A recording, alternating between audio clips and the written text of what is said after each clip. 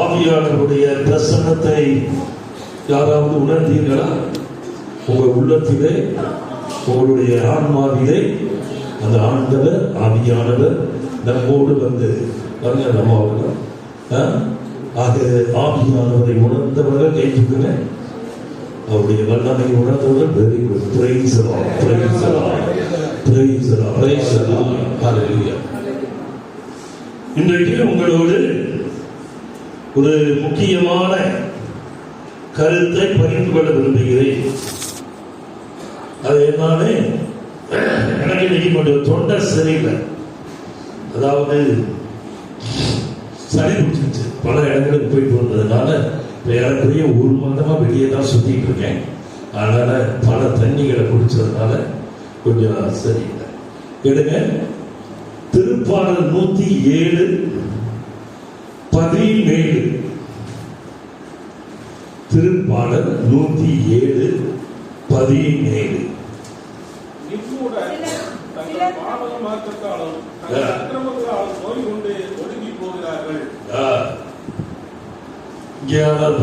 சிலர் தங்கள் தீய நெறிகளை முன்னிட்டு நோய்களுக்கு உள்ளாயினர். அவர்களுடைய தீச்செயல்களின் பொருட்டு துன்பங்களுக்கு உள்ளாயினர். இப்ப இதை எக்ஸ்பிளைன் பண்றதுக்கு முந்தி இதை ஒரு வார்த்தை சொல்லிடுறேன். ஏன்னா இதை ஞாபகப்படுத்திக்கிட்டே இருக்க உங்களுக்கு. பிரதர் சொன்னப்ப அடிமைத்தன ஆவின்னு சொன்னாங்க. அதுல ஒரு அடிமைத்தன ஆவி என்னது? ஒன்னே ஒண்ணு நான் அடிக்கடி சொல்லுவேன். இந்த அட்டையில கொடுத்திருக்கிறோமே, அதுல ஒரே ஒரு முக்கியமான அடிமைத்தன ஆவி என்னது? சாபம். சாபம் என்பது ஒரு அடிமைத்தன ஆவி. இந்த அடிமைத்தன ஆவியை நீங்க முதல்ல என்ன செய்யணும்? உங்க உடம்பில் இருந்து எடுக்க வேண்டும். அதுக்குதான் இந்த அட்டையில முதல்ல சாபங்களிலிருந்து விடுதலை பெற அப்படின்ட்டு 7 வசனங்கள் கொடுத்திருக்கேன். இந்த 7 வசனங்களை முதலிலே நீங்கள் வாய் திறந்து சத்தமாக அறிக்கையிட வேண்டும். அப்புறம்தான் உங்களுக்கு என்ன தேவையோ, உலக ஆசீர்வாதங்கள் என்ன தேவையோ, அதாவது வியாதியிலிருந்து விடுதலை பெறணும், இல்ல வேலை கிடைக்கணும், இல்ல குழந்தை பாக்கியம் கிடைக்கணும், இல்ல திருமண தடையும் நீங்க வேண்டும், இல்லைன்னா கடன் தொல்லை நீங்களும், இல்லைன்னா பண பிரச்சனை தீர வேண்டும். இப்படி என்ன பிரச்சனைகள் இருக்கோ அதை அடுத்ததாக வசனங்களின் மூலமாக முதல்ல வசனம் சொல்லுவோம். இரண்டாவதாக இயேசுவின் நாமத்தினாலே அந்த பிரச்சனையை, அந்த பிசாசை வெளியேற்ற வேண்டும். மூன்றாவது இயேசுவினுடைய இரத்தத்தினாலே அதை நீங்கள் பெற்றுக் கொண்டீர்கள் என்று சொல்ல வேண்டும். அப்ப அந்த காரியம் நடந்துடும். அப்படி போன மாசம் வந்தவங்க ஒரு 3-4 பேர் வந்திருக்காங்க. அவங்க கிட்ட அந்த காரியம் நான் சொல்லி கொடுத்த மாதிரி செஞ்சாங்க. அவங்களுக்கு அந்த காரியம் நடந்து விட்டது. அவங்க இப்ப சாட்சி சொல்லுவாங்க. நான் கூப்பிடுவேன், அப்ப அவங்க சாட்சி சொல்லுவாங்க. இப்ப நான் ஒரு 10 நிமிஷம் இதை சொல்லிட்டு அப்புறமாக தான் அதை பத்தி பேசணும். சாட்சிகளை பற்றி சொல்லுவோம். இப்ப திருப்பாடல் 107 அதுதான் அந்த 17வது வசனம் என்ன சொல்லுது? சிலர் தங்கள் தீய நெறிகளை முன்னிட்டு, தீய வழிகளை முன்னிட்டு என்னத்துக்கு ஆனார்கள்? நோய்கள். அப்ப ஆண்டவர் என்ன சொல்றாரு? வியாதிகள் உங்களுக்கு வருகிறது என்றால் ஏதோ ஒரு தீய வழியிலே நீங்கள் அதை செய்து கொண்டிருக்கிறீர்கள். தீய வழி அல்லது தீய நெறி நீங்க தான் படிச்சீங்க. அவங்க அந்த பைபிள்ல அக்கிரம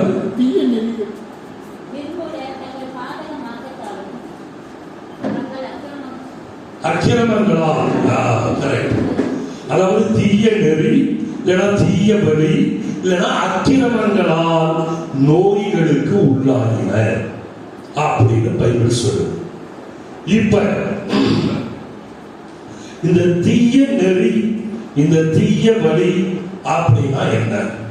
இப்ப வியாதிகள், நோய்கள், பிணிகள், இது மூணுக்கு வித்தியாசம் இருக்கு. வியாதிகள் அதாவது இங்கிலீஷ்ல டிசீஸ் அப்படின்னு சொல்லுவாங்க. நோய்கள் அதாவது என்ன சொல்லுவாங்க? சிக்னஸ். மூன்றாவதா பிணிகள், அதை என்ன சொல்லுவாங்க? இன்ஃபர்மிட்டி. INFIRMITY, infirmity. இன்ஃபர்மிட்டி அப்படின்னா, பிணி அப்படின்னா வெகு நாட்களுக்கு அது இருந்துகிட்டே இருக்கும். அந்த வியாதிங்கிறது, அந்த பிணிங்கிறது ரொம்ப நாட்கள் நீங்க அந்த வியாதியினால கஷ்டப்பட்டுக்கிட்டே இருப்பீங்க. அது உங்களை விட்டு போறதுக்கு 4 வருஷம் 5 வருஷம் அப்படி ஆகும், இல்லைன்னா 10 வருஷம் கூட ஆகும், இல்லைன்னா உங்களை கொண்டுட்டு தான் அந்த பிணி உங்களை விட்டு வெளியேறும். அப்ப ஆண்டவர் என்ன சொல்றாருன்னா, பிணிகள் அப்படின்னா இன்ஃபர்மிட்டி, அவன் தான் லீடர். வியாதிகள் அல்லது நோய்கள் அப்படின்னா சிக்னஸ், டிசீசஸ். இதெல்லாம் சீக்கிரமா ஒரு 4 மாசம் 5 மாசம் இல்லைன்னா ஒரு 6 மாசம் அதுக்குள்ள போயிடும். ஆனால் பிணிகள் அப்படிங்கிறது, போன மாசம் என்கிட்ட ஒருத்தர் வந்திருந்தாரு, அவருக்கு பயங்கரமான பிணி, கிட்னி பிணி. அவர் ஆனால் இன்னைக்கு நேற்று தான் காலையில தான் இன்னைக்கு அவர் மனைவி சொல்றாங்க இறந்துட்டார் ஃபாதர். அப்ப இந்த வியாதிகள் நம்மை கொல்வதற்கு பிசாசு அனுப்புகின்ற ஒரு காரியம். வியாதிகளை கொடுப்பது யார் இல்ல? கடவுள், ஆண்டவர் இயேசு கிடையாது. ஆண்டவர் இயேசுவிடம் இருந்து வியாதிகள் வருவது இல்லை. வியாதிகள், நோய்கள், பிணிகள் யாரிடமிருந்து வருகிறது? சாத்தானிடமிருந்து வருகிறது. சாத்தான் தான் இதற்கு மூல காரணம். ஆனா ஆண்டவருக்கு தீய வழிகளால் தான் நீங்க இந்த வியாதிக்கு, இந்த நோய்க்கு, இந்த பிணிக்கு ஆளானீர்கள் அப்படின்னு சொல்றாங்க. அப்ப அந்த தீய வழிகளை சொல்லி தரவன் யாரு? சாத்தான் தான். அதனால ஆண்டவர் ரோமர் 12:21, ரோமர் 12:21,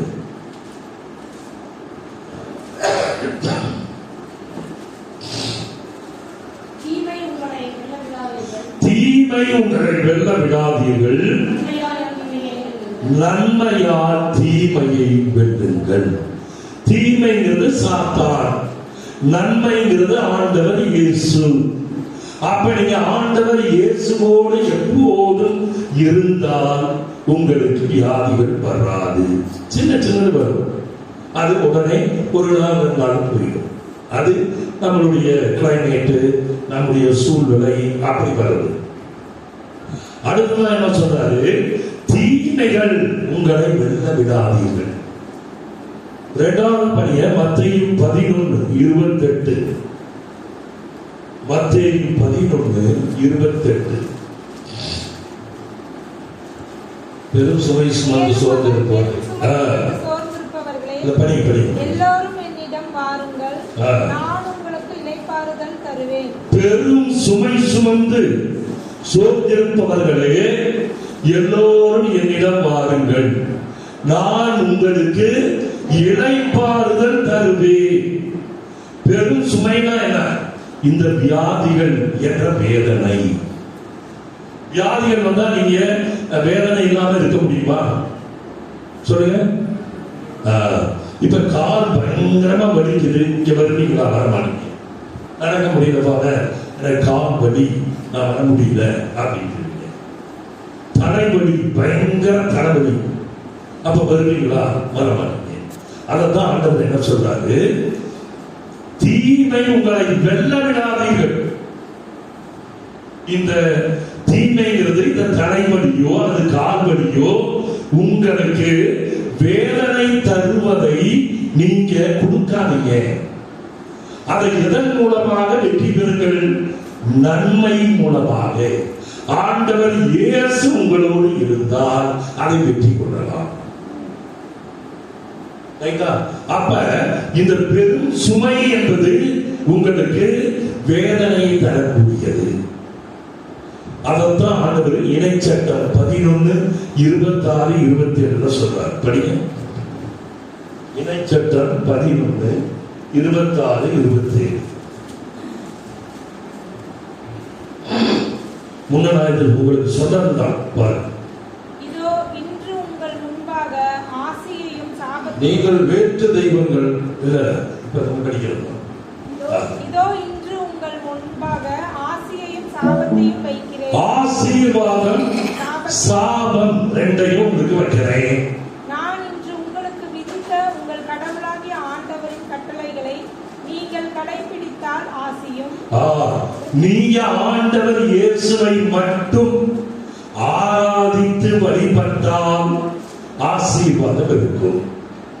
இல்லாமல் உங்கள் கடவுளாகிய ஆண்டவரின் கட்டளைகளை கடைபிடிக்காமல் நான் இன்று உங்களுக்கு வழிகளில் நின்று விலகி நடந்து நீங்கள் அல்லாத வேற்று தெய்வங்களை பின்பற்றினால் சாபமும் உண்டாகும். நீங்கள் என்னை விட்டுவிட்டு ஆண்டவர் இயேசுவை விட்டுவிட்டு வேற தெய்வங்களை போய் வழிபட்டால் என்ன வரும்?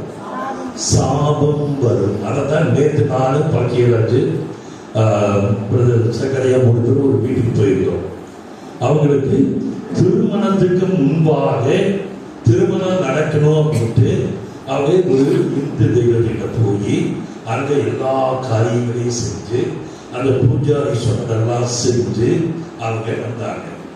கல்யாணம் நடந்துருச்சு. பிசாசு அப்போ உடனே செஞ்சிருவோம்.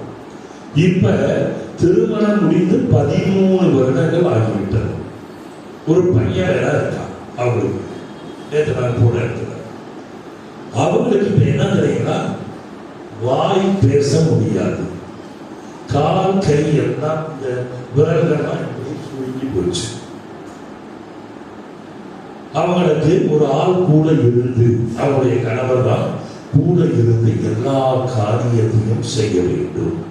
பல்லு விளக்கணுமா, இல்ல சாப்பிடணுமா, இல்ல குளிக்கணுமா, எல்லாமே அவருடைய கணவர் தான் செய்யணும். இப்ப நீங்க நினைக்கலாம், 13 வருஷத்திற்கு முன்பாக அந்த பெண் அந்த தெய்வத்துக்கிட்ட போனதுனால திருமணம் நடந்தது அப்படி. ஆனா இப்ப அந்த பிசாசு என்ன பண்ணுது அப்படின்னா, நான் உன்னைய சும்மா எதுக்கு கொண்டு வந்தேன், உடைய அட்டாக் பண்ணாம தாக்காமல் விட மாட்டேன் அப்படின்னு தாக்குது. நேற்று நான் போய் ப்ரே பண்ணப்ப உடனடியாக அந்த உண்மை வெளியே வந்தது. அந்த அம்மாவுக்கே தெரியாது. ஆனா அந்த அம்மா என்ன சொல்றாங்க, வாய் திறந்து சொல்றாங்க, நான் இப்படி வேற்று தெய்வத்திடம் போனதால் தான் எனக்கு இன்னைக்கு கை வரல, கால் வரல, வாய் பேச முடியல, ஒண்ணுமே செய்ய முடியல. அதுக்கு தான் என்ன சொன்னேன், அது சாபம். அந்த சாபத்தை நீங்கள் எடுக்கவில்லை என்றால் நீங்க எவ்வளவு ஜெபம் பண்ணாலும் உங்களுடைய காரியம் நடக்காது. அதுக்குதான் இந்த 7 வசனங்கள். இந்த சாபத்தை நீங்க எடுத்துட்டீங்கன்னா உங்களுக்கு ஆசீர்வாதம் வந்து கொண்டே இருக்கும். ஆசீர்வாதம் எப்பொழுதுமே உங்களுக்கு இருக்க வேண்டும் என்றால் சாபத்தின் ஆவி உங்கள் மீது இருக்கக்கூடாது. வேற்றைகளுக்கு கண்ணார பார்த்தோம், புரியுதுங்களா? அதனால நீங்க நிறைய காரியங்கள் நம்ம செய்யறோம். என்ன செய்யறோம்? ஜாதகம் எழுதி வைக்கிறோம், ஜோசிய பார்க்கிறோம், ராசி பலன் பார்க்கிறோம், கைரேக பார்க்கிறோம், நல்ல நேரம் பார்க்கிறோம், நல்ல நாள் பார்க்கிறோம். அவங்க வீட்டில் நேற்று பார்த்தோம், ஒரு கேலண்டர் இருக்குது. அது என்ன கேலண்டர்? அது என்ன சார் தெரியல.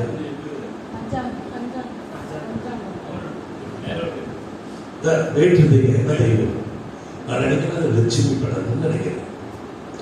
அதான் பார்த்தோம். அதுக்கு பின்னால அந்த இந்த பஞ்சாங்கம் பூரா அதுல இருக்கு. அதை வீட்டில் வச்சிருக்காங்க. யாராவது அவங்க நண்பர்கள் கொடுத்தாங்க, வீட்டில் வச்சிருக்காங்க. அதுக்கு பேரு தான் சூனியம். இந்த சூனிய பொருட்களை நீங்கள் வீட்டிலே வைத்திருந்தால் நீங்க என்ன ஜெபம் பண்ணாலும் இந்த சூனிய பொருள் என்ன பண்ணும்?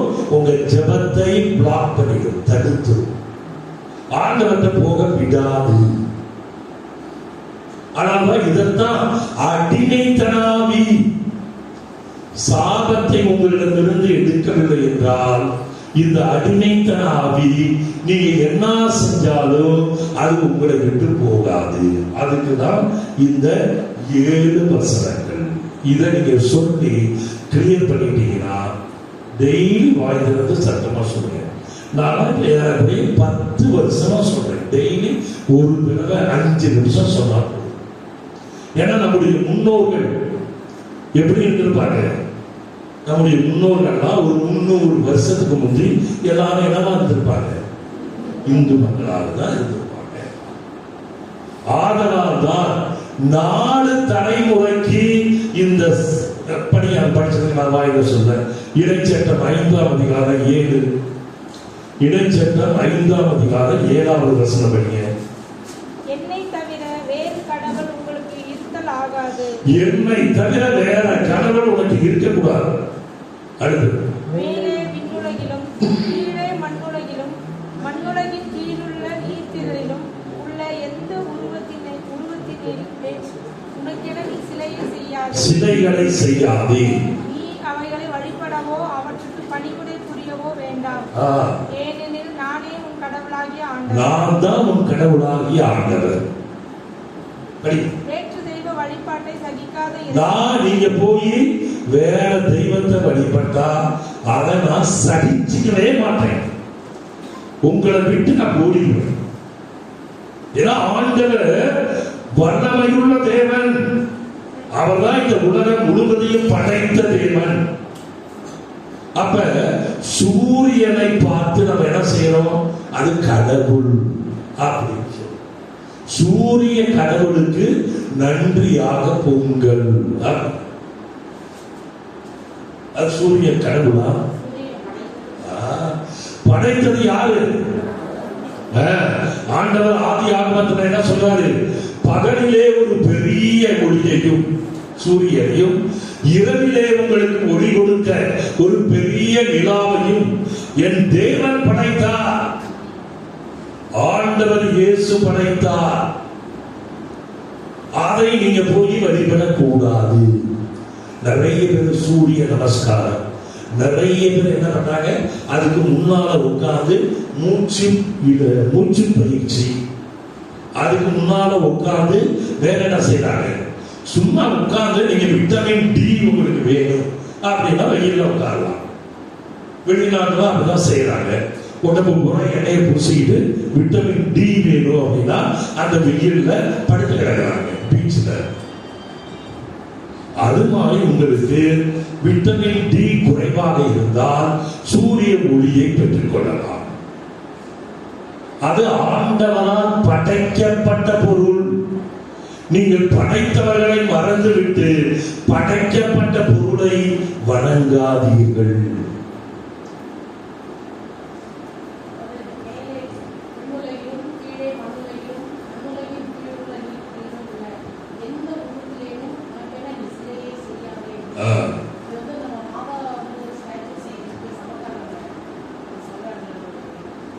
சிலை அப்படிங்கிறது எப்பயுமே படிப்பறிவு இல்லாத மக்களுக்கு இந்த சிலையை காமிச்சு இவர் தான் சூசியப்பர் அப்படின்னு சொல்லலாம். ஆனா நீங்க படித்தவர்கள், பைபிளை நல்லா படிக்கக்கூடியவர்களுக்கு எந்த சிலைகளும் தேவையில்லை. பைபிளை வைத்து ஆண்டவர் என்ன சொல்றாரு? யோவான் செய்தி சமாரிய பெண்ணுக்கு என்ன சொல்றாரு? எத்தனாவது அதிகாரம்? 6வது அதிகாரத்தில் படிங்க. 4.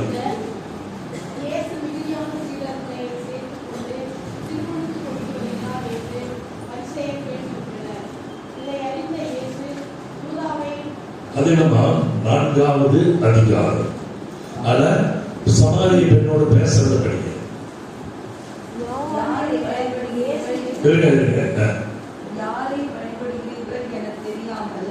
யாரை வழிபடுகிறீர்கள் என தெரியாமல் நீங்கள் வழிபடுகிறீர்கள். ஆனால் யூதரிடமிருந்தே மீட்பு வருகிறது. அப்பொழுது உண்மையாய் வழிபடுவோர் தந்தையை அவரது உண்மை இயல்புக்கு ஏற்ப உள்ளத்தில் வழிபடுவர். உள்ளத்திலேதான் வழிபட வேண்டும். அததான் ஆண்டவர் என்ன சொல்றாரு? ஆவியிலும் உண்மையிலும் இறைவனை வழிபட வேண்டும். இப்ப நம்ம ஆவியானவரை வேண்டி நம்ம ஜெபிச்சோம். அதுதான் ஆவியிலும் உண்மையிலும் ஆண்டவரை வழிபடுதல். உண்மைனா என்னன்னா இறை வார்த்தை தான் உண்மை. இறை வார்த்தையிலே தான் நீங்கள் வழிபட வேண்டும். இப்ப ஒரு 100 வருடம் ஆன பிற்பாடு இந்த சுரூபம் இருக்குமா? வீணாகுமா? இதைத்தான் ஆண்டவர் சொல்றார். சுரூபங்கள் நமக்கு அந்த சுரூபங்களை தொட்டு போறதோ இதெல்லாம் கிடையாது. அதை பார்த்தவுடன் எனக்கு சூசையவர், ஆமா ஆண்டவரை போற்றி வளர்த்தவர், ஆண்டவருடைய சித்தத்தின்படி வாழ்ந்தவர் அப்படிங்கிற ஞாபகம் வர வேண்டும். அதுதான் சுரூபங்கள் நமக்கு. மற்றபடி சுரூபங்களை தொட்டு கும்பிடுறது, அதுக்கு நிறைய மாலை போடுறது, மெழுகுதிரி பயன்படுத்தி வைக்கிறது, இதெல்லாம் ஆண்டவர் கேட்கிறதே கிடையாது. ஆண்டவர் கேட்பது கிடையாது. சூசையப்பன் கேட்பது கிடையாது. சூசையப்பன் என்ன சொல்றாரு? நான் நீதிமான், ஆண்டவர் சொன்னதுனால நான் நீதிமானாக வாழ்ந்தேன், நீங்களும் நீதிமானாக வாழுங்கள் அப்படின்னு சொல்றார். யோவான் 4வது அதிகாரம் 24வது வசனத்துல கடவுள் உருவமற்றவர், கடவுள் உருவமற்றவர், அவரை வழிபடுவோர் அவரது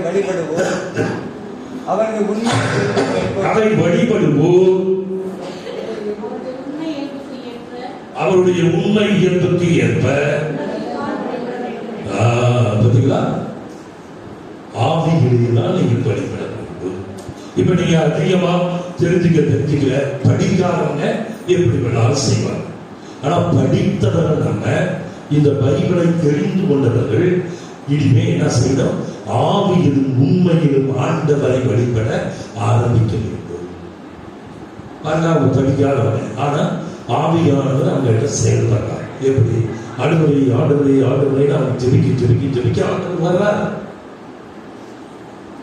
Praise the Lord. Hallelujah. Hallelujah. Okay, இதை இப்ப இதோட முடிச்சுவோம். நான் சொல்ல வந்ததே வேற, ஆனால் ஆண்டவர் வேற இடத்துக்கு போயிட்டார். சரி, அப்ப இந்த முதல் காரியம் என்ன சொல்றாருன்னா, ஆண்டவர் தீய வழினா வேற்று தெய்வங்களை வழிபடுதல். அதை நீங்க செஞ்சீங்கன்னா வியாதிகள், நோய்கள், பிணிகள் வரும். அதை நேற்று நாங்க பார்த்துக்கலாம். வேற்று தெய்வ வழிபாட்டை செய்யாதீர்கள், இவரை மட்டுமே நீங்க ஆராதித்து வழிபட வேண்டும். புரியுதா? இது ஒண்ணு. இப்படி நீங்க செஞ்சீங்கன்னா பிசாசு என்ன பண்ணும்? உங்க உடம்புக்குள்ள வந்து உங்களுக்கு வியாதிகளை கொடுக்கும், நோய்களை கொடுக்கும், இன்னும் என்ன கொடுக்கும்? பிணிகளை கொடுத்து விடும். பிணினா சாதன வரையில் சில பேர்லாம் கை கால் வராம படுத்தே கிடக்கிறாங்க. அதுதான் ஆண்டவர் சொல்றார். ரெண்டாவது என்ன சொல்றாரு அப்படின்னா, இந்த தீய வழிகள் அதிகமாக சாப்பிடுவது. எனக்கு விக்ஸ் கொடுக்குறாங்க, நல்லா வாங்கி போடுங்க சொல்லி. தேங்க்யூமா.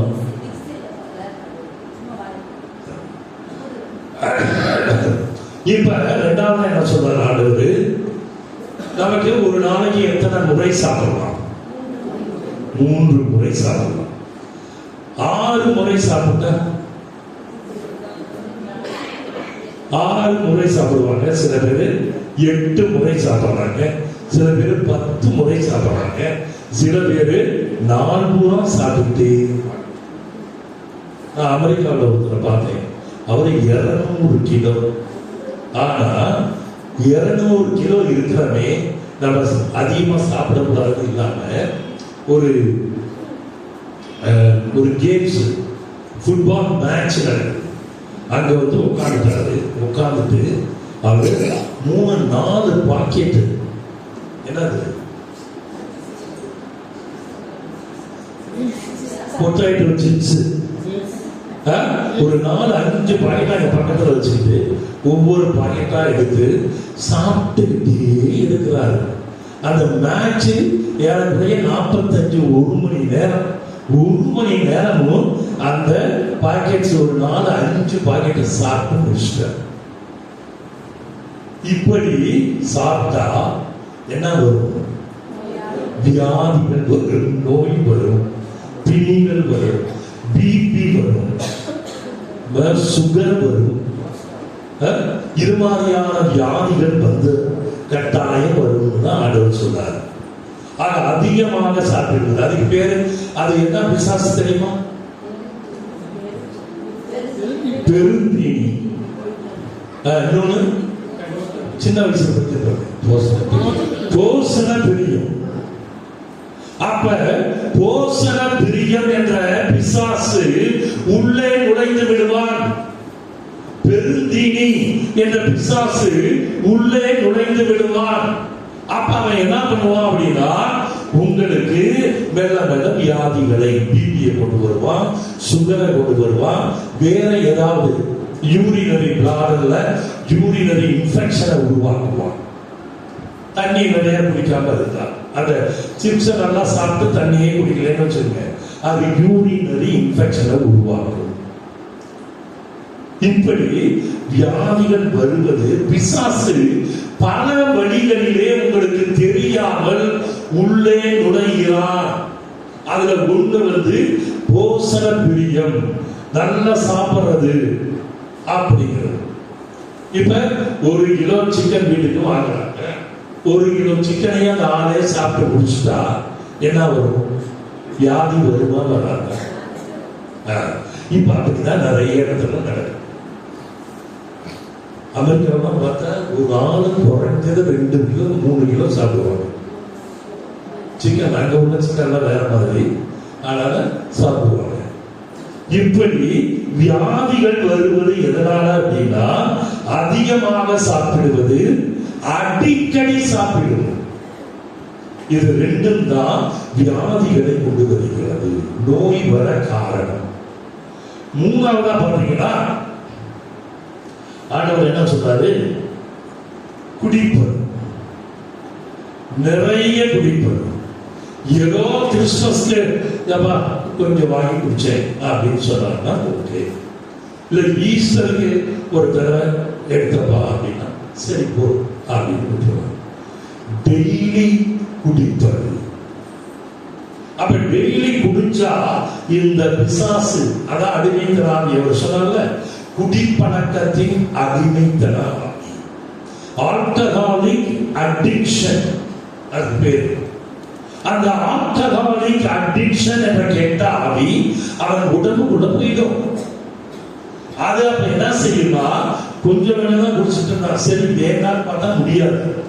அது என்ன பண்ண, அந்த பிசாசு எங்க போய் உட்கார்ந்துக்கிட்டு அப்படின்னா appetite அப்படிங்கிற இடத்துல போய் உட்கார்ந்துட்டு அவரை கம்பல் பண்ணி போ போ போ குடி போ ப்ளீஸ் போ அப்படி தள்ளிட்டு அப்ப அவரால் நிறுத்த முடியாது.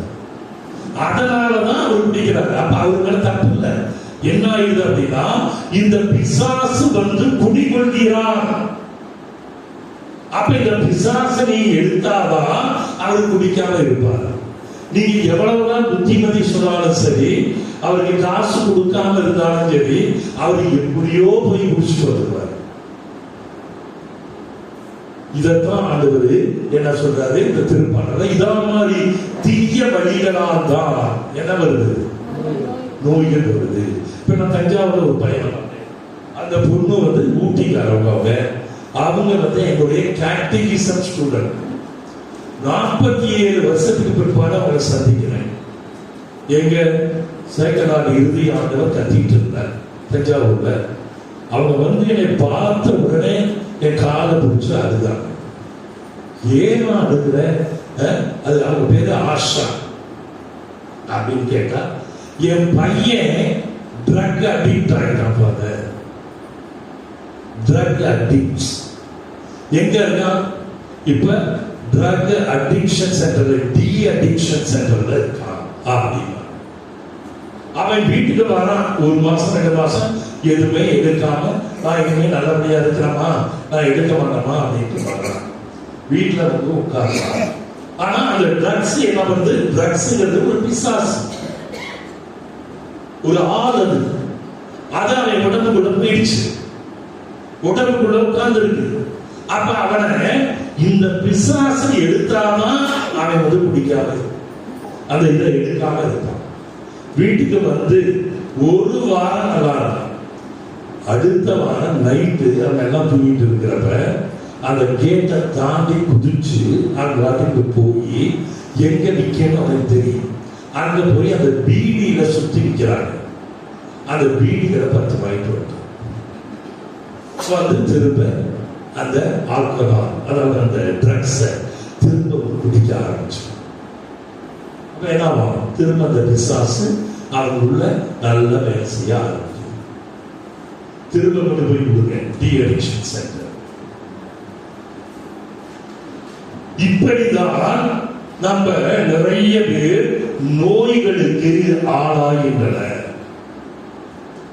இது இந்த பிசாசு தான் உள்ள வந்து இப்படி உங்களை பார்க்கிறது. சில பேர் என்ன பண்ணுவாங்கன்னா, நைட்டு பூரா டிவி பார்க்கிறது,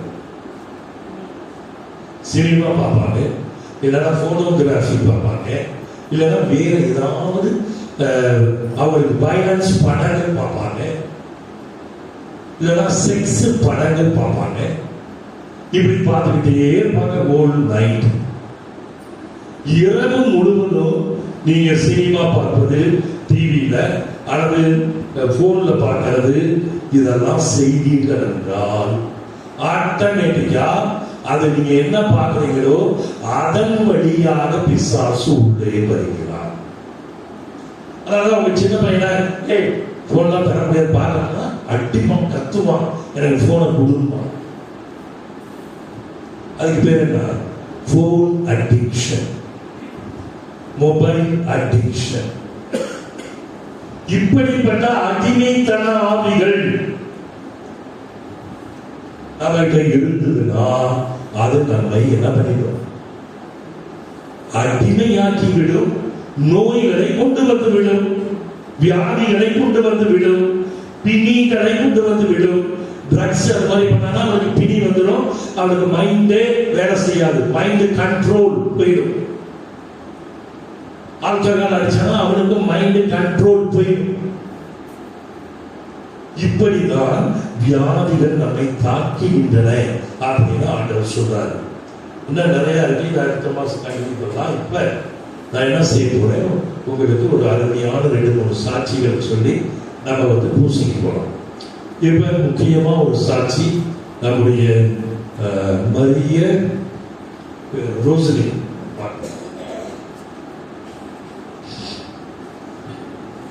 மரிய ரோசலி வந்து போன மாசம் என்கிட்ட வந்து சொன்னாங்க, ஒரு பெரிய பிரச்சனை இருந்தது, உடம்புல ஒரு பெரிய பிரச்சனை வந்து என்கிட்ட சொன்னாங்க. 12 ஆண்டுகளாக ஒரு பெண் எதனால கஷ்டப்பட்டார்? இரத்த போக்கினால் கஷ்டப்பட்டார். அவன் வந்து ஆண்டவருடைய ஆலையின் விளிம்பை தொட்டவுடன் என்னாச்சு? குணமானார்கள். மரிய ரோஸ்லி போன மாசம் தான், அதுக்கு வந்து பண்ணிருக்காம 2 மாசம் 3 months. மரிய ரோஸ்லி போன மாசம் என்கிட்ட வந்து இதெல்லாம் திருப்பதிலாம் முடிஞ்ச பிற்பாடு சாப்பிட்டு என்கிட்ட இந்த பிரச்சனையை சொன்னாங்க. அவங்களுக்கு ரத்த போக்கு எத்தனை மாசமா இருக்குமா? ஒரு 4-5 yearsவே இருந்ததுன்னா, கர்ப்பப்பையில எண்டோமெட்ரியோசிஸ் அப்படின்னு சொல்லி ஒரு சிஸ்ட் இருந்தது. அந்த சிஸ்ட்னால எனக்கு கர்ப்பப்பைக்குள்ள ஆட்டோமேட்டிக்கா அந்த ப்ளீடிங் இருந்துட்டே இருந்தது. அது ஆக்சுவலா நான் ஒரு 2-3 டாக்டரை பார்த்தா அவங்க எதனால அந்த பிரச்சனை வந்ததுன்னு எனக்கு ப்ராப்பரா சொல்லலை. லாஸ்ட் மந்த் தான் எனக்கு அந்த பிரச்சனை எனக்கு எதனால இருக்குது அப்படிங்கிறத என்னால ஐடென்டிஃபை பண்ண முடியுது. அதோட ஜெபத்தை நான் தொடர்ந்து ஜெபிச்சுக்கிட்டே இருந்தேன். இப்போ எனக்கு அந்த பிரச்சனை சரியாயிடுச்சு. போன மாசம் அவங்க இதை சொன்னப்ப அவங்களுக்கு ஒரு ஜெபம் கொடுத்தேன். அப்படின்னா through the blood of Jesus my overbleeding is stopped. இயேசுவின் இரத்தத்தினால் என் ஓவர் ப்ளீடிங் நின்று போனது. இதில் ஒன்று நம்ம கவலைப்பட வேண்டாம். ஏன்னா வியாதி அது எல்லாத்துக்கும் எப்படி தலைவலி ஒரு வியாதி, இல்லை கால் வலி ஒரு வியாதி, முட்டி வலி ஒரு வியாதி, அதே மாதிரி இது ஒன்று. ஆனால் மரிய ரோஸ்மி அதை நான் என்ன சொன்னேன், இங்க இருந்து நீங்க போறதுக்குள்ள எத்தனை முறை வாய் திறந்து சத்தமா சொல்லணுமோ சொல்லிட்டே போங்க. நீங்க வீட்டு வாசல கால் எடுத்து வைக்கிறப்ப அது நின்றுடும் அப்படின்னு தான் சொல்றேன். நின்றுதான் இல்லைங்களா? அவங்க இங்கிருந்து நம்பிக்கையோடு விசுவாசத்தோடு அந்த ஜெபத்தை வாய் திறந்து சத்தமா சொல்லிட்டே போனாங்க மரிய ரோஸ்மி. அவருக்கு கம்ப்ளீட்டா எல்லாமே நல்லபடியாக நின்றது. Praise the Lord. Hallelujah. ஆண்டவர் பாருங்க எப்படி செய்கிறார். நம்பிக்கையோடு ஜெபிக்கிறப்ப அந்த காரியம் கட்டாயம் நடக்கும். அக்கமா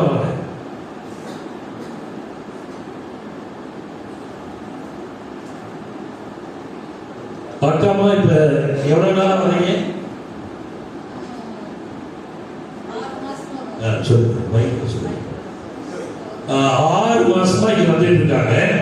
அவங்க மகனா பேத்திக்கு திருமணம் ஆகல. திருமணம் ஆகாம தட்டி கழிச்சுக்கிட்டே இருந்தது. அந்த திருமணம் இப்ப என்ன ஆச்சுன்னு சொல்லுங்க. 6 மாசமா நான் இங்க வந்துட்டு இருந்தேன். வந்தாங்க மாப்பிள்ளைகள்லாம் வந்துட்டே இருந்தாங்க. வந்து அம்மா வேற கல்யாணம் பண்ணிட்டான்னு சொல்லி வேண்டாம் அப்படின்னு போயிட்டாங்க. அப்புறம் நாங்கள் ப்ரேயர் பண்ணிட்டு இவங்களுக்கு வந்து சொன்ன மாதிரி நான் சொல்லி அந்த ஜெபத்தை சொல்லி நான் வாய் மூலமா இயேசுவின் நாமத்துல திருமண தடைகள் உடைத்து வேதிக்கு திருமணம் ஆகிவிட்டது. திருமண தடைகள் உடைத்து வேதிக்கு திருமணம் ஆயிடுச்சு. திருமண தடைகள் உடைத்து வேதிக்கு திருமணம் ஆயிடுச்சு. இதே மாதிரி ஒரு 5 நாள் 10 தடவை சொல்லுவேன். காலையிலே சாயங்காலம் இப்படியே சொல்லி நான் ப்ரேயர் பண்ணிட்டு இருந்தேன். இந்த வீட்டில் பிரச்சனை குழப்பத்தை கொண்டு வர பொருளாதார சத்துக்குள்ள சொல்லக்கூடாத தீ சக்திகளை இயேசுவின் நாமத்தினால் அப்புறம் சாத்தானுங்கன்னு சொல்லி நான் ப்ரேயர் பண்ணிட்டு இருந்தேன்.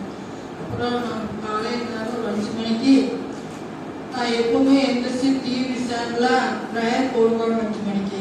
அதை எந்திரிச்சு 6 மணி மட்டும் அதை பார்த்து ப்ரேயர் முடிச்சுட்டு தான் நான் வெளியே போவேன். அப்போ எனக்கு ஒரு தரிசனம் ஆண்டவர் கொடுத்தாரு. ஒரு அம்மா ஒன்று, அப்பா, ஒரு பையன், 3 பேர் வந்து வீட்டுக்கே நல்ல மாதிரி எங்கிட்ட பேசுன மாதிரி அதே மாதிரி காட்டினாங்க. மாப்பிள்ளைன்னு அவங்க அம்மா அப்பா அதே மாதிரி நான் அதை தனித்தலை காட்சி காட்டிட்டு ஆண்டவரே நீங்க என்ன சுத்தம் வச்சுக்கிறீங்களா தெரியல ஆண்டவரே எனக்கு தெரியல. ஆனா ஆண்டவர் கிருபையா நிச்சயமா நீங்க ஒரு ஆசீர்வாதம் எனக்கு கொடுப்பீங்க நான் விசுவாசம் நம்புறேன் அப்படின்னு சொல்லி நான் அப்புறம் பார்த்தா எங்க அம்மாவை ஃபோன் பண்ணி அத்தை இந்த மாதிரி அவங்க மாப்பிள்ளை வீட்டுக்கார வரேன்னு சொல்லிக்கிறாங்க. சர்ச்சுக்கு வந்துட்டாங்க அம்மா சொல்றாங்க அப்படின்னு நான் நேரடியாக நான் பார்த்த மாதிரியே காட்சி வந்து நான் சர்ச்சில் பார்க்குறேன். அவங்க பையன், அவங்க அம்மா, அவங்க அப்பா 3 பேரும் நான் கண்ணில் காட்டு மாதிரியே அதை ஆண்டவர் காட்டு மாதிரியே வந்து பார்க்குறேன். ஆனால் அத்தனை பாருங்க ஆண்டவர் எவ்வளோ ஒரு நன்மை செய்த தேவை. ஆனால் கல்யாணத்துக்கு அப்படித்தான் அவங்க ஒன்றுமே சொல்லலை, எதுவும் கேட்கல. ஆனால் அந்த கல்யாணம் நல்ல முறையாக பாட்டி தான் வளர்த்துனீங்க, கஷ்டப்பட்டு வளர்த்திருக்கீங்க. நீங்கள் ஒன்றும் எதுவும் நான் கேட்கல, உங்கள் பெரிய போல் நீங்கள் செஞ்ச போதுன்னு சொன்னாங்க. அதே போல் நான் பாக்கியராஜ் பிரதர் கேட்டேன், என்னங்கிறத இப்படி சொல்கிறாங்க என்ன நாங்களும் பேசணுமா ஃபாதர் எல்லாருமே பேசுகிறாங்க. எல்லாம் பேசி இதை நல்ல முறையாக செய்யலாம், நல்ல குடும்பமாக இருக்குது சர்ச்சுக்கு அவங்க ஃபாதர்களெல்லாம் நேரடியாக பேசி அவங்க நேரத்துக்காக பேசி முடிவு பண்ணினா நல்ல குடும்பம் தான். அந்த பொண்ணு இங்கெல்லாம் படிச்சுது, இங்கெல்லாம் வளர்ந்துச்சு, பாட்டி தாத்தா எல்லாருமே தெரியும். ஆனால் அவங்க தாத்தா மதித்துட்டாரு அப்படின்னு சொல்லி எல்லாம் சொன்னாங்க. அப்புறம் அவங்களும் எல்லாம் சரின்னு எல்லாம் முடிவு பண்ணி திருமணத்தை நல்ல முறையில் நடத்தினாங்க. அந்த திருமணத்துக்கு கூட எல்லா உதவி செஞ்சாங்க. பாக்கியராஜ் பிரதர் நல்லா உதவி செஞ்சாரு. இன்னொரு பேத்திமா நீங்களும் பார்த்து அதே மாதிரி எங்க பொண்ணு அப்படின்னு சொல்லி அவங்களும் நல்ல முறையில் எல்லாம் செஞ்சாங்க. பாத்திரம் கூட நான் சீரம் தான் கொடுத்துட்டு இருக்கிறாரு. இப்போ நல்ல முறையா அந்த திருமணத்துக்கு எந்த ஒரு குழப்பம் இல்லாம எந்த ஒரு தடை இல்லாம ஆண்டவர் நல்ல முறையை ஆசீர்வதிச்சு திருமணத்தை நடத்தி கொடுத்த தேவனுக்கு நன்றி.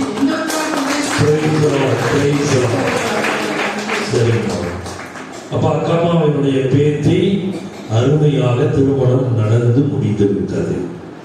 ரொம்ப நாள் திருமண தடைகள் இருந்தது. பாருங்க, அவங்களே கரெக்டா சொல்றாங்க, படிக்காதவங்கதான். என் பேத்தியிடம் உள்ள திருமண தடை என்ற கெட்ட ஆவி அவளை விட்டு வெளியேறும்படி இயேசுவின் நாமத்தினாலே நான் கட்டளை இடுகிறேன் என்று சொல்லுவாங்க. அப்புறம் இயேசுவின் இரத்தத்தினால் என் பேத்தியின் திருமணம் ஏற்பாடு ஆகிற்று. ஆண்டவரால நல்லா ஒரு விஷன் காட்சியிலேயே காமிச்சு கொண்டு வந்து அதை முடிச்சு கொடுத்திருக்கார். இதுதான் ஆண்டவர் செய்யக்கூடிய மாபெரும் காரியம். அவரால் எந்த அற்புதமும் செய்ய முடியும். அவரால் முடியாத அற்புதங்கள் எதுவுமே கிடையாது. எந்த வியாதியை குணமாக்க முடியும். ஆனால் நம்பிக்கையோடு அதை சொல்லுவோம், விடாம சொல்லுவோம். அதுதான் முக்கியம். அடுத்து வாங்க தாஸ். தாஸ்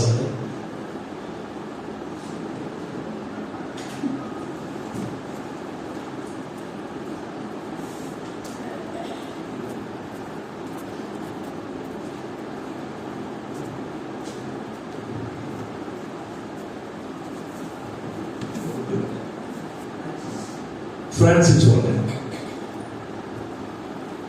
தாஸ் உடையானே அவரு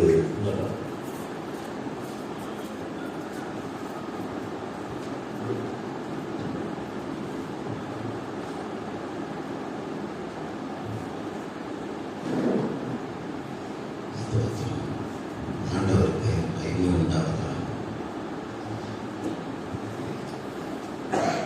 இந்த ஒரு சாட்சியை சொல்லணும்னா அநேக விதமான ஆசீர்வாதங்கள், அநேக விதமான அற்புதங்கள் ஆண்டவர் செய்திருக்கிறார்.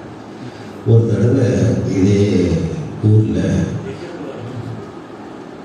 எங்க சொந்த ஊரு திருப்பூர் மாவட்டம் தாராபுரம். நான் கொஞ்சம் திக்கித்தான் பேசுவேன். நான் சொந்த ஊர் தாராபுரம். அப்போ என்னுடைய மச்சனுடைய தம்பி வந்து சீரியஸ் ஆகிட்டாரு அப்படின்னு சொல்லி கோயம்புத்தூர் ஜிஹெச்சில் எங்கெங்கேயோ ஆஸ்பத்திரியில் கொண்டு போயிட்டு அங்கே வந்து ஜிஹெச்சில் அட்மிட் பண்ணியிருந்தாங்க. அப்போ அந்த விஷயம் தெரிஞ்சது. என்ன இருந்ததுன்னா, உடம்பில் இருக்கிற ரத்தம் முழுக்க வாய் வழியாக வந்து கொண்டிருக்கிறது. நான் அந்த கேள்விப்பட்டோன்னா என்னுடைய மருமகன் பாண்டிச்சேரியில் இருக்கிறார். அவருக்கு ஃபோன் பண்ணி சொன்னேன். அவங்கள வந்து செவத்தில் இருக்கிற ஒரு மனிதர். அப்போ கேட்டபோது யோவான் 11ஆம் அதிகாரம் 40வது வசனத்தில் வசனத்தை ஆண்டவர் காட்டுறார். நீங்கள் அந்த வசனத்தை போய் அங்கே சொல்லி ஜெபம் பண்ணுங்க அப்படின்னு சொன்னார். இப்போ நான் பஸ் ஏறி இங்கே கோயம்புத்தூர் வந்து அந்த சொந்தக்காரங்க பூரா அங்கங்கே கூட்டம் கூட்டமாக நின்று பேசிகிட்டு இருக்கிறாங்க.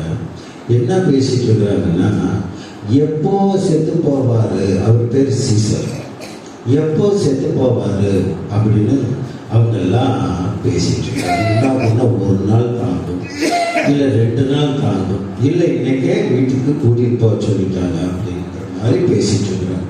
நான் போய் பார்த்தபோது அவருடைய வாய் முழுக்க ரத்தம், அப்படியே திட்டு அவர் துப்புனா ரத்தம் தான் கட்டி கட்டியா விழுது. உடம்புல சதையே அப்படி ஒரு எலும்பு கூடு மாதிரி. ஆனால் ஒரு பல்வேறு சொன்ன மாதிரி தீச்செயல்களினால் வந்த ஒரு காரியம். அவர் ரொம்ப பிடிச்சி அந்த மாதிரியான ஒரு காரியம் அது இருந்தது. அப்போ ஆண்டவர் அவரை அந்த இடத்துக்கு கொண்டு போயிட்டார், அனுமதிச்சிட்டார். ரத்தம் முழுக்க வெளியேறி கொண்டே இருக்கிறது. அதை ஸ்டாப் பண்ண முடியல. டாக்டர்களும் சொல்லிட்டாங்க, இன்னும் ஒரு நாள் இப்படியே தொடர்ந்து எடுத்தால் இறந்து விடுவார், அதனால எல்லாம் ரெடியாகிடுங்க அப்படின்னு சொல்லிட்டாரு. அப்புறம் நான் அங்கே போனேன். எல்லாம் பேசிட்டு இருந்தாங்க, போட்டு மூட்டமாக நாங்கள் சொந்தக்காரங்க தான், எல்லாரும் பேசிட்டு இருந்தாங்க, மரணத்தை குறிச்சே பேசிட்டு இருந்தாங்க.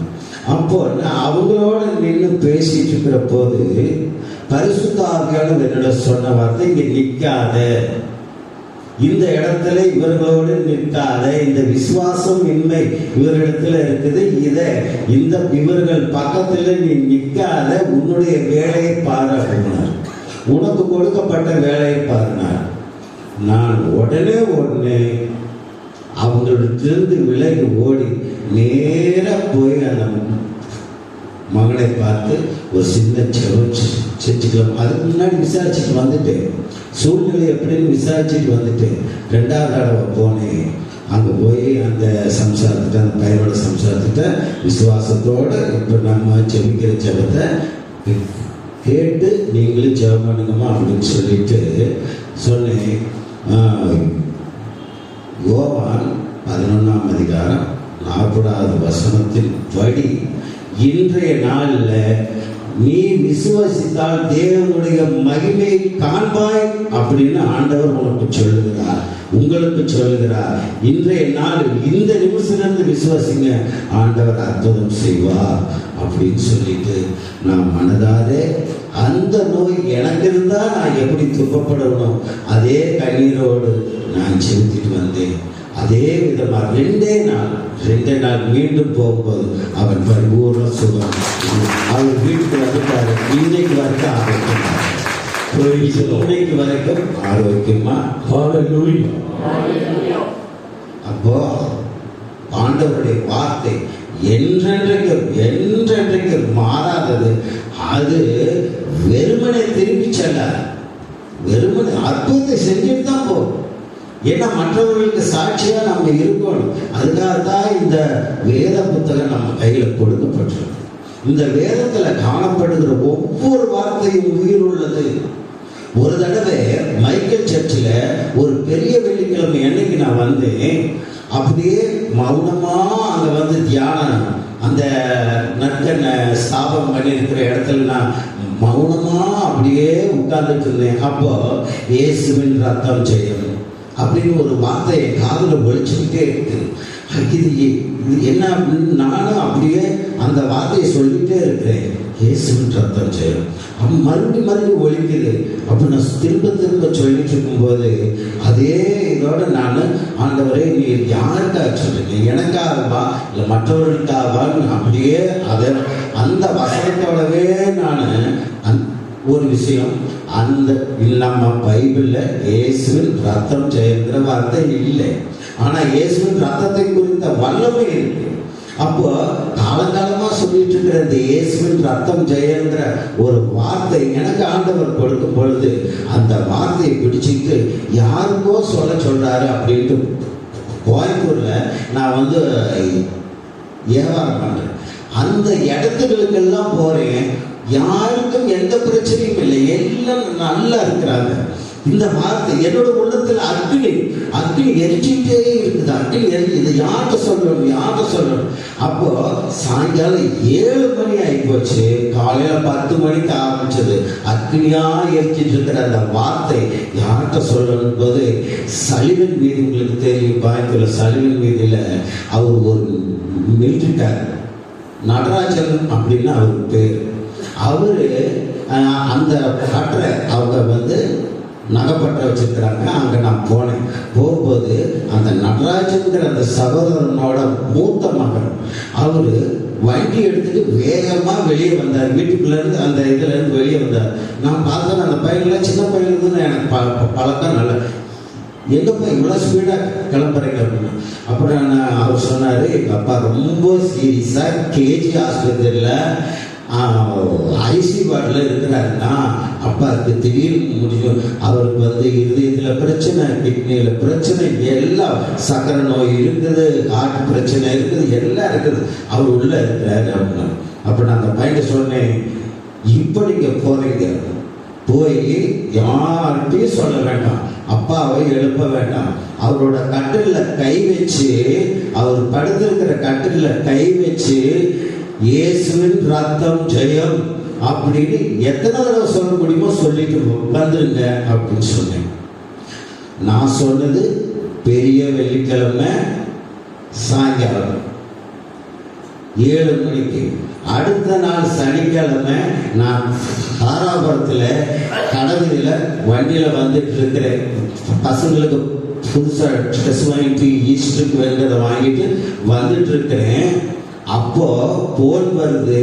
அந்த பெட்ல படுத்திருந்த நடராஜன் பேசுறாரு, ரவி நீங்க எதை என் பையனை சொன்னீங்களாமா, ஒரு ஜெபம் பண்ண சொன்னீங்களாமா, அதை பண்ணியிருக்கிறான்.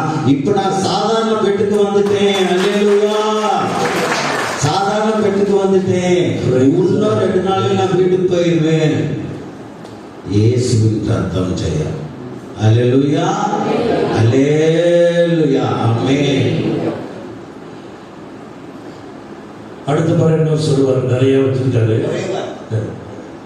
இப்போ இந்த இடத்துக்குள்ள நான் வந்து ஆண்டவர் முன்னால இந்த இடத்துல இருக்கிறவங்களுக்காக ஜெயம் பண்ணும்போது ஆண்டவர் சொன்ன வார்த்தை, குற்ற மனசாட்சியோடு அநேகர் இந்த இடத்துல இருக்கிறேன்.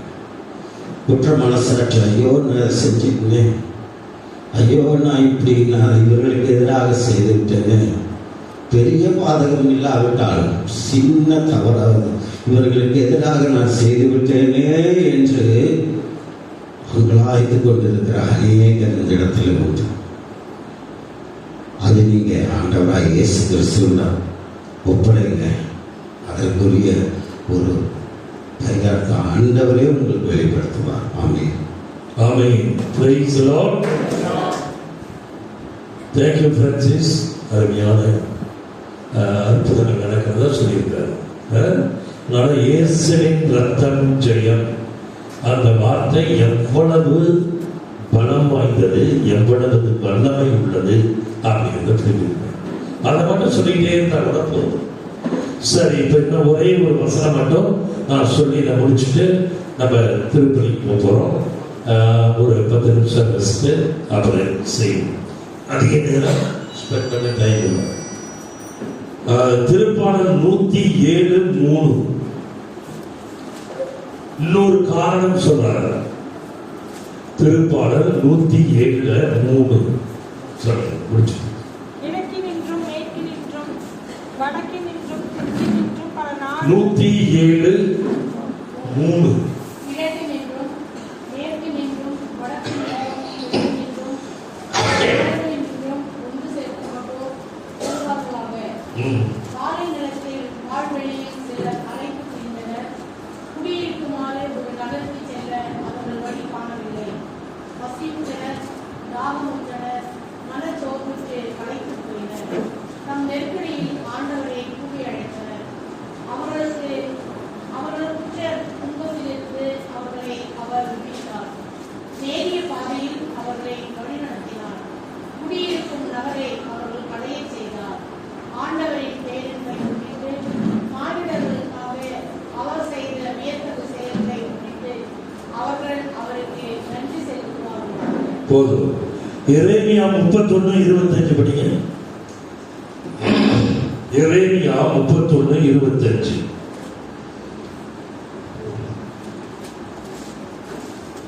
ஏனெனில் சோர்ந்து போன உள்ளங்களுக்கு நான் புத்துயிர் அளிப்பேன். வாடிய நெஞ்சங்களுக்கு நான் நிறைவளிப்பேன். வாடிய நெஞ்சங்களுக்கு நான் நிறைவளிப்பேன். ஆண்டவர் இன்னொரு காரணம் நோய் வருவதற்கு என்னங்கிறாரு? உடைந்து போன உள்ளம், மன அழுத்தம் இருக்கின்ற உள்ளம், மனச்சோர்வு இருக்கின்ற உள்ளம், மன தளர்ச்சி இருக்கின்ற உள்ளம். உங்களுக்கு டிப்ரெஷன், ஸ்ட்ரெஸ், ஃப்ரஸ்ட்ரேஷன் அப்படிங்கிறது வந்ததுன்னா அந்த மனச்சோர்வு, மன அழுத்தம், அப்புறம் மன தளர்ச்சி, இது வியாதியை கொடுக்கும். அப்ப ஆண்டவர் என்ன சொன்னார்னா, இந்த மனச்சோர்வு, மன அழுத்தம், உங்களுக்கு வராமல் பார்த்துக் கொள்ளுங்கள். அப்படி வந்ததுன்னா என்ன செய்யணும்?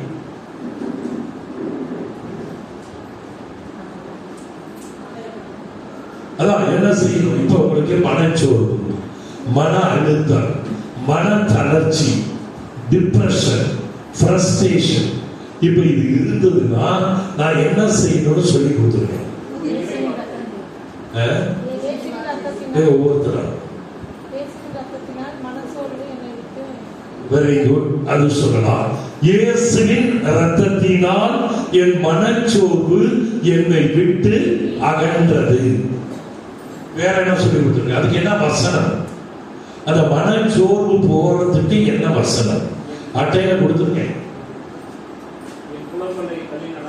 Very good. சொல்லுங்க, சத்தம் பண்ண.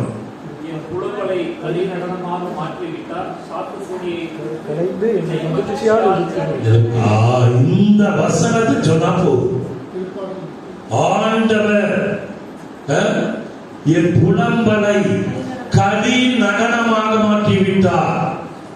என் சாக்கு துணியை களைந்து விட்டு என்னை மகிழ்ச்சியால் உடுத்தினார். இது ஒரு 50 முறை சொல்லுங்க. ஆட்டோமேட்டிக்கா உங்களுக்கு மன அழுத்தம். நிறைய யங் கேர்ள்ஸ், யங் பாய்ஸ்க்கு இதுதான் பிரச்சனை. அவங்க எல்லாம் என்ன செய்யறாங்க?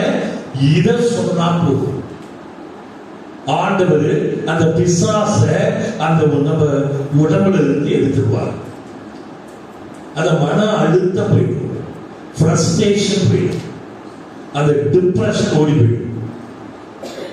ஆண்டவரை நம்ம இந்த வசனங்களை பயன்படுத்தினா அது நம்மை வாழ வைக்கும். அப்புறம் இன்னொன்னு சொல்லி கொடுத்தேன். 3 கருவி என்னென்ன? வசனம், இயேசுவின் நாமம், இயேசுவின் ரத்தம். இயேசுவின் நாமத்தை எப்படி சொல்றீங்க?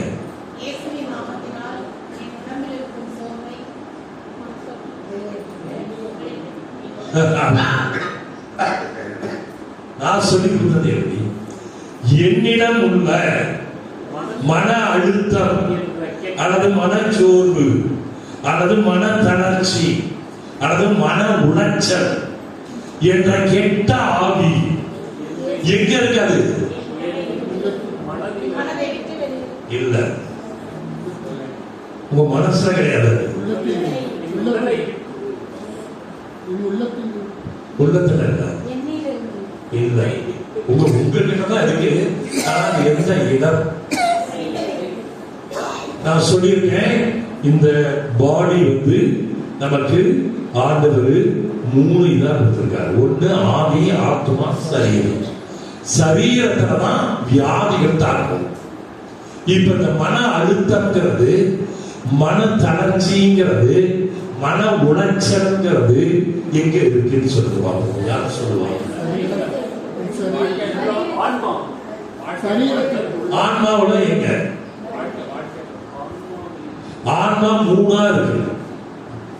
ஆன்மாவுல 3 விதமா இருக்குன்னு நான் சொல்லி கொடுத்துருக்கேன். இப்ப பாருங்க, அவர் கரெக்டா சொல்லுவார். Kalaiyarasan very good. இமோஷன், உணர்ச்சிகளிலே தான் அந்த மன அழுத்தம் இருக்கிறது. அப்ப நீங்க என்ன சொல்லணும் அப்படின்னா, என்னிடம் உள்ள மன அழுத்தம், ஸ்ட்ரெஸ், மன உளைச்சல், டிப்ரெஷன், மன தளர்ச்சி, அப்படின்னா இங்கிலீஷ்ல என்ன? ஃப்ரஸ்ட்ரேஷன். இது என்னுடைய உணர்ச்சிகளை விட்டு வெளியேறும்படி இயேசுவின் நாமத்தினாலே நான் கட்டளை இடுகிறேன். அப்படி சொன்னீங்கன்னா போயிடும். நீங்க சாதாரணமா மன உணர்ச்சி போயிட்டு போவார், அந்த பிசாசு போகாது. அதுக்கு இயேசுவின் நாமம் வேணும். நீங்க கட்டளையிட வேண்டும். நீங்க கட்டளையிட்டால்தான் இயேசுவின் நாமத்துல அந்த பிசாசு உங்களை விட்டு விடுகிறது. அதனால கிளாஸ் கடைசியை முடிச்சுவோம்.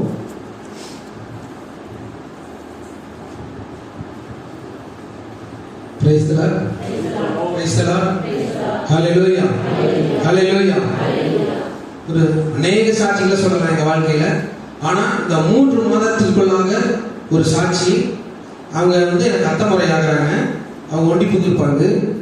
அவங்க வீட்டுக்காரர் வந்து வெளியில வேலை செஞ்சாரு. ஒரே பையன்.